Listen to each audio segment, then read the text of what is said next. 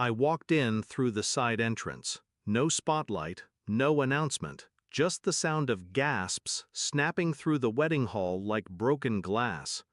Heads turned, whispers rippled, and my daughter, the bride, went pale. Her champagne glass trembled, her lips parted, but no words came out, because I wasn't supposed to be alive. She told everyone her father was dead. I stood in the back for a moment, took it all in: white roses, crystal chandeliers. Her dress, elegant, expensive, paid for with the inheritance she was almost about to claim. They say the dead can't speak.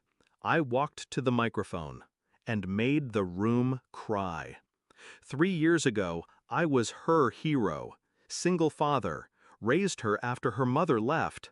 Every lunch I packed, every fever I nursed, every school play I showed up for in the front row, I did it for her. I sold my business to send her abroad, didn't hesitate, didn't ask questions. Love doesn't keep receipts, but betrayal forces you to open the ledger. The calls came less and less. The messages turned dry, mechanical. Then one day, silence. Months passed. I thought she was busy, until a friend in London sent me a link. Her engagement announcement. She didn't tell me. I tried calling, texting, no response. Then I reached out to her fiancé's family, and that's when the real knife twisted. We were told her father passed away years ago, dead. She had buried me, not with shovels, with lies. I sat in the dark that night, heart pounding, mind sharp. I wasn't sad. I was still, controlled. She wanted a clean slate, a story where her father was out of the picture, old, unpolished, embarrassing. So she rewrote me. But stories, real stories, don't die just because someone stops reading them. I made a few calls, quietly. My lawyer updated my will. My bank froze the trust account I had set up for her, and the property I had transferred, reversed, legally, because I hadn't signed the final papers yet. She thought I was gone, but I was just patient. The wedding was in Istanbul, a destination affair, grand, lavish, shallow. I flew in 2 days before, watched from a distance, saw her laughing with people who didn't know my name. One of her bridesmaids said it again: "Her father died, right?" And she nodded.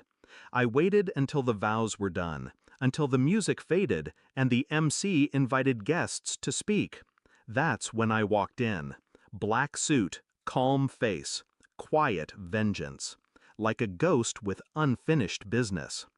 At the mic, I didn't raise my voice. I didn't curse. I simply said, "My name is Rihan. I'm the father of the bride." I wasn't invited. I wasn't supposed to exist. But I do. You could hear hearts drop. Her fiancé's father stood up, confused, angry. "You said your father was dead." She didn't answer. She just stared. I turned back to the crowd. I raised her alone. I gave her everything. But when I became inconvenient, she killed me. With words, gasps, whispers, phones recording. She didn't just lie. She tried to erase me. But the thing about ghosts is, they haunt. I stepped down, didn't look back. As I walked out, I heard sobs. Not for me, for her. Because they didn't see a bride anymore. They saw a liar.